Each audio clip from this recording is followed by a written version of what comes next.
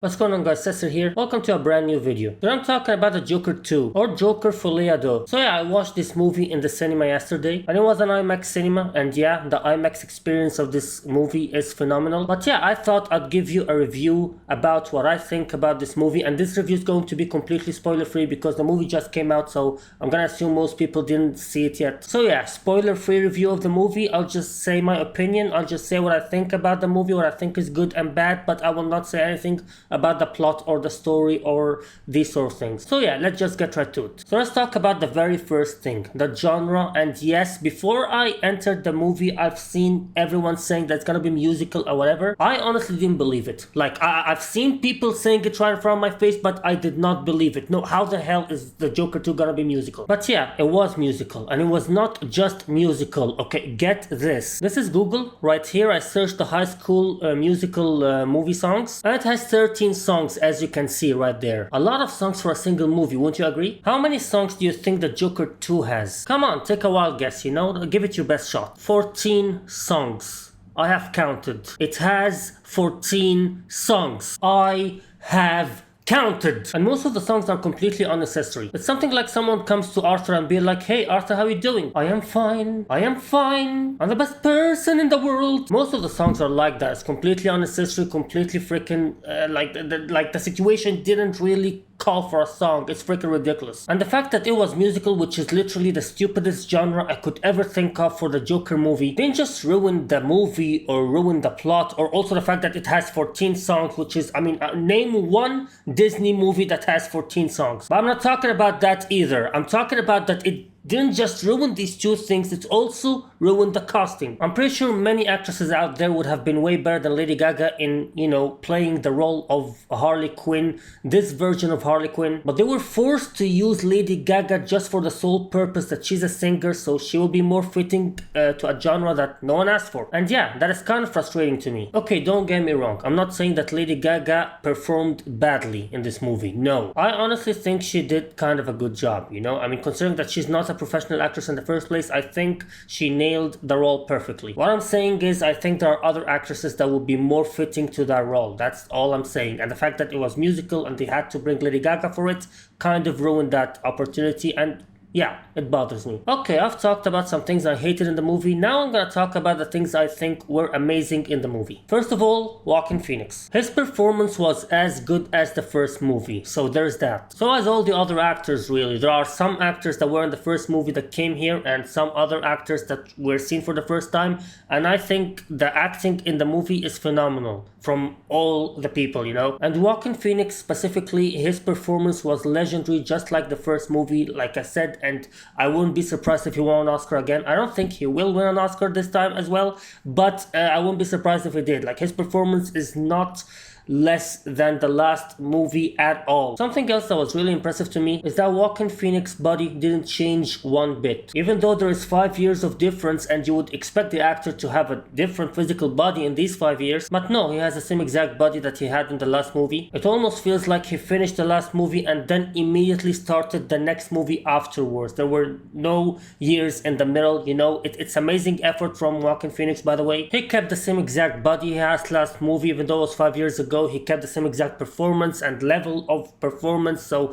yeah, he nailed it, to be honest. So yeah, Joaquin Phoenix was legendary in both his acting performance and his physical body, and mostly all the other actors with him in the movie were legendary as well in their performance. Do you guys remember that dwarf from the first movie? From the trailer, you see that he's talking to him in some sort of a courtroom. That scene, in my opinion, was the best scene in the entire movie. It was phenomenal acting from both Joaquin Phoenix and this actor. His name is Lee Gill. Obviously, he deserves to have his name said. But yeah, it was amazing performance from the both actors, and I'm starting to feel like imps are doing really well in trial scenes. Get it? Tyrion Lannister? I should have let Stannis kill you all. Now let's talk a little bit about the plot of the movie. And don't worry, spoiler free. I'll not say anything about the details. You'll find many people on the internet, many reviews are saying that the story was actually horrible and, you know, a lot of people didn't like it and stuff like that. I personally have a different opinion than them. I actually think the story was really good. It wasn't what I wanted. To give you a better perspective about what I expected this movie to be like, let's take a look at the Batman trilogy. This trilogy was the best Batman movies in history, in my opinion. Now, which one of these these movies you see in front of you in this Batman trilogy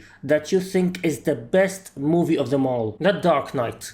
Why? Because it was in the middle. In Batman Begins, we were being introduced to the beginning of Batman and how Bruce Wayne became Batman. In The Dark Knight Rises, we were watching how it concluded and how Batman ended and what's the sum up of the whole thing. But The Dark Knight was the prime of Batman. We already know how he began and how Bruce Wayne became Batman, and we're not ending the trilogy, you know? We are in the middle. This is the prime, this is the best Batman we ever got in that trilogy, because he is in the middle of his action. That's him. That's the prime. That is exactly what I expected from the Joker 2. In the first movie, we were introduced to how the Joker became the Joker from Arthur Dane. And this is the prime. He's gonna meet this Harley Quinn of his, and then they will go and do their thing, burn the city to the ground or whatever. It's not the beginning and it's not the ending. It's the prime. That's what I expected about the Joker 2. I expected the Joker to be a trilogy and that this is the Dark Knight of the series. I even hoped Batman would appear in that movie, and I hoped many things. Well, unfortunately, this is not what we got. I will still say I liked the story. The story felt like the developers were trying to send you some sort of a hidden message, and that message is open for interpretation. I mean, yeah, you will have a lot to discuss with your friends after the movie is over. Everyone will have a different theory and everyone will have a different opinion, and I honestly like that. I like these vague stories in movies that are open for interpretation and has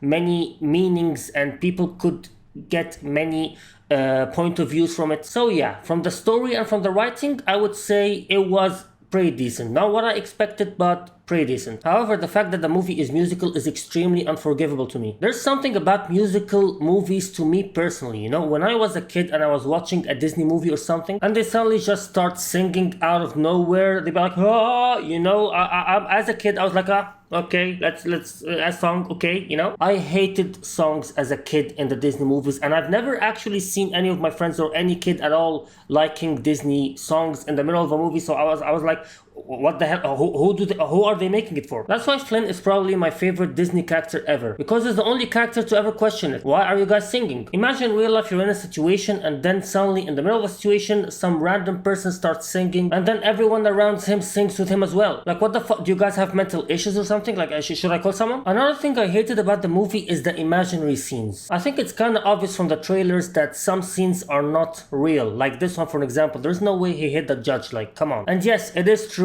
These scenes are not real. They're just daydreaming or him imagining things. And in my opinion, I hate these kind of scenes. I think they're kind of a cheap way to do whatever you want in the movie, to do just any scene that comes to your mind. And it could also be a cheap way for shock value. The movie didn't exactly do that. It didn't use it for shock value. But yeah, it can be used for that too. You guys remember in the old movies and old TV shows most likely where there were these scenes where suddenly something extremely unbelievable happens, like someone kills someone or someone steals something from someone, something extremely ridiculous happens, and after that the person just wakes up, oh yeah, it was a dream.